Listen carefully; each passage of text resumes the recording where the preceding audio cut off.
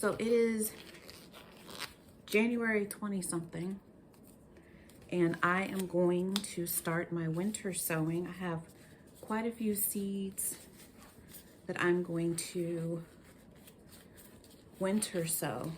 So for the purpose of this video, I am actually going to show, I'm just gonna winter sow some onions. I have some yellow onions, Australian brown onions that I got from Baker's Creek. Some round trope red onions that I got from Baker's Creek, and then some Bulgarian leeks. I have never grown onions. This is my first year growing onions, but I did read that you can winter sow them because they are I think they're frost hardy. Yes, and it says that on the packaging right here. I'm going to show you all, there's a lot of videos on how to winter sow. This is what I'm doing for mine. I use these empty water jugs, and what I do is I save them up, and all this junk over here is all gardening stuff. So I'm actually going to be building out a new garden this year, and I use a no dig method. So I save up my cardboard. That's why it looks junky over there. But anyways, so just to show you all how to prepare these jugs, and the idea behind the winter sowing method, I can't set up a space in my house to grow because my cat won't let me be great. If I tried to set it up, she would tear it down. So there's just no way I'm going to even bother to try.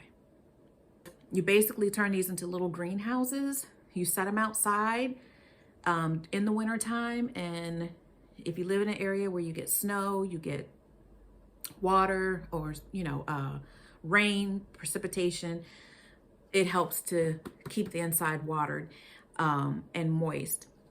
Also, when the sun hits these, if you have something that needs light germination, the sun can get through. When the sun hits these, it creates a warm environment on the inside, so you end up with like a greenhouse effect. It gets warm, so it gets some condensation in there.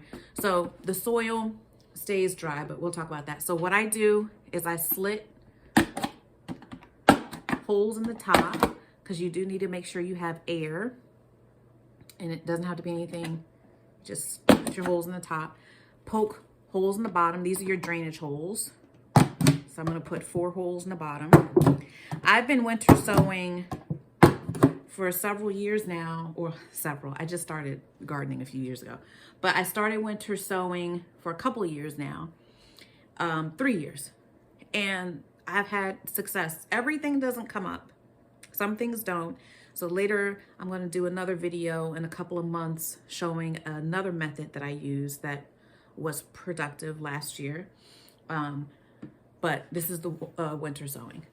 So then around the handle, kind of, hope you can see it, on the side of the handle, you cut away and you kind of create a lid.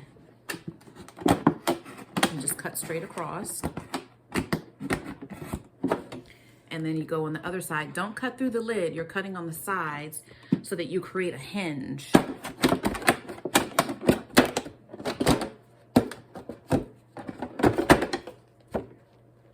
See how it creates a hinge, okay? And I keep the top on when I'm doing that. I notice if I keep the top on while I'm cutting it, it makes it easier to cut because the air stays on the inside, so it helps to create some tension. And then I went to the dollar store and got one of these containers, a roasting container, and I went to the dollar store and I got some potting soil. Now, some people say you should use seed starter soil. I've used seed starter soil. I've used regular potting soil. I can't say I've noticed a difference. I've kept notes in the past of what I've done. I can't necessarily say I've noticed a difference in terms of germination, one being better than the other. So get what you can get your hands on. So from the $1.25 store. And then I grabbed some water, and you want to moisten this. Now remember, you're not watering these every day unless you live in an area where you're not going to get a lot of precipitation during the winter. So you want this soil blend to be not muddy, but you definitely want it to be well moistened, but you don't want it to be heavy muddy. So like right now, I probably have a little bit too much in here. So let me go and add a little bit more potting soil. Okay, so I got the right consistency. See how it's nice and wet. And I kind of want to put this in and give it a nice bit, because remember, you're going to have some roots setting up in here. So you want this to be a couple of inches deep.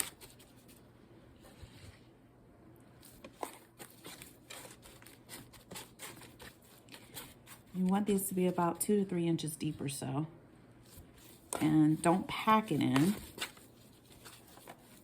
But see, comes up to about here, because you want to give those roots room to run down, but they're also will have room to spread out. And sometimes I've seen where the roots have grown through the holes in the bottom, depending on how long I keep it in here. So that's it. So now I'm going to get some of my onion seeds. I think the first one I'm going to do are these red onions. And I read the package instructions on the back to see how deep these need to go. Because these are so small, usually the smaller the seeds, you don't have to set them so deep. So I'm just really going to sprinkle the seeds over these. And I'm not going to worry about too many seeds growing here, in here, because obviously you're going to thin them out when you open them up and get them ready to transplant out in the spring. Remember, I'm using my dry hands so I don't accidentally get the other seeds all wet. But lots of seeds from Baker Creek, so very nice. I have, these are black seeds. You're not going to be able to see them in my hand because I have black gloves. But I'm taking a handful of the seeds. I know you can't see them. They're right here. I know you can't see them because I have black gloves on. But I'm going to sprinkle these seeds over the soil.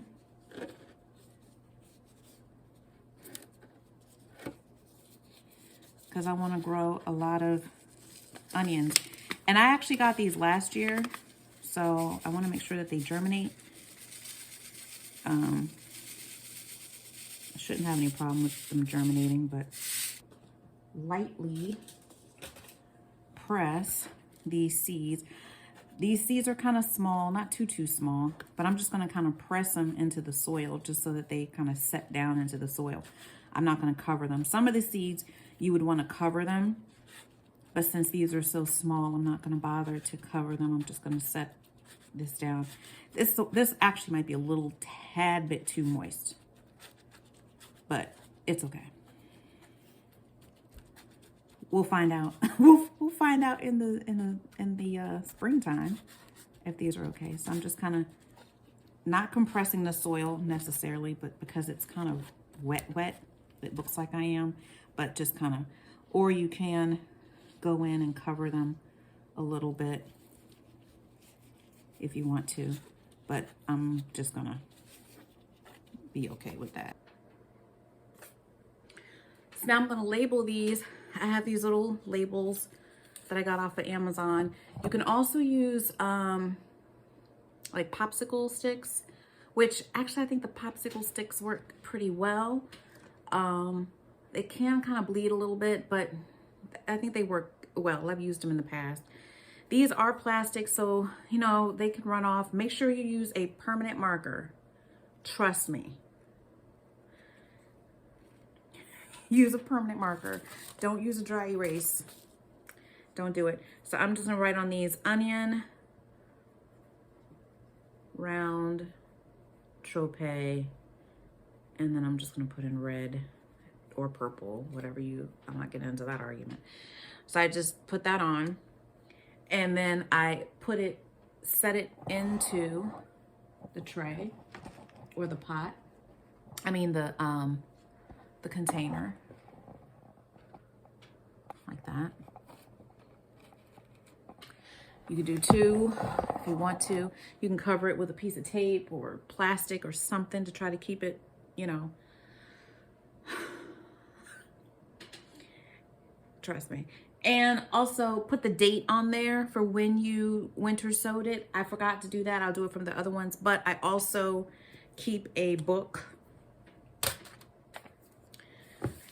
I keep a journal. And so I have on here what I am winter sowing. So I'm going to put in the date. Hey Siri, what's today's date? It's Sunday, January 21st, 2024. Everything doesn't winter so well. Some things do, some things don't. But I'm doing these onions based on my research that says that you can winter sow onions and that it's a good method. So I'm also going to do off camera, I'm going to do the yellow onions and these leeks. But before I do that, I'm going to show you how we seal these up. So just go around and you want to make sure you get a good seal on this because you don't want there to be any air that gets into this other than with the holes that you've put on, because otherwise it can flood or freeze this soil out a little more. And it also can prevent that greenhouse effect you're trying to create with to create that humidity inside the jug. So just make sure you seal it well.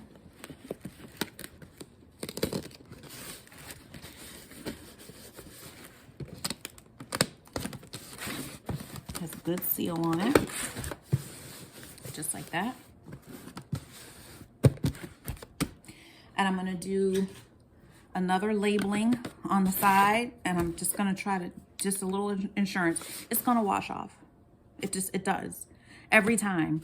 But I still write on it because in my head, it needs to be done. So now what we're gonna do is take it outside, but before we take and set it down, it happens to have snowed. So it happened to have snowed, so it's gonna be outside in the snow, which is fine. But you wanna set it in a location where it's gonna have some access to sun, but it's also kind of protected from any wind or anything. So I'm gonna go set these out. But before I do that, you take the top off so that the rain and the snow can get in. There we go. Perfect. All right, so that's it. So I'm gonna finish these up. Don't have to do anything else. Unless we get a really, really dry winter and I have to go out there and water it, I'm really not gonna do anything with them out there. And around March or April, I'll go and check on them and show you all what they look like. Here's the thing, spoiler alert, some are gonna germinate and some are not. Every year, some do well and some don't, which is why it's important to keep your records, because that way you can say what did and didn't. So just so you see what I have in my journal, this is my journal. This is my bad handwriting. It's not fancy. If unstraightened lines trigger you, don't look at this.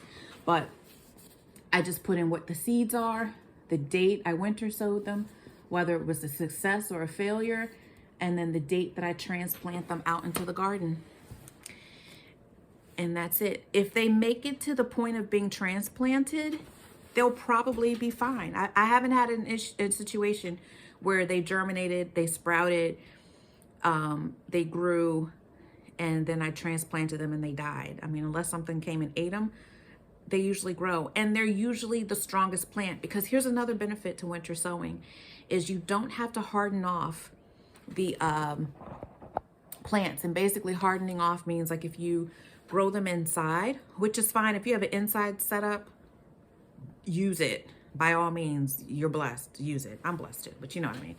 But if you have an inside setup and you grow your plants inside, there's a point where you have to harden them off. You have to put them outside before you put them in the soil, before you put them in your pots or in your beds or wherever, so that they kind of toughen up, because they've been indoors being coddled and loved, versus, the ones that are winter sown, they're out in them streets. They're tough.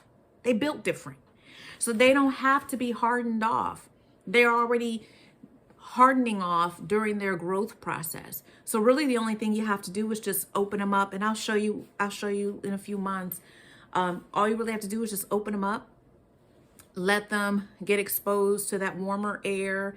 Maybe if it's some wind, let them kind of get, blown around a little bit in the wind. That helps to toughen up their stems. But when you winter sow, you'll also notice the stems are tougher.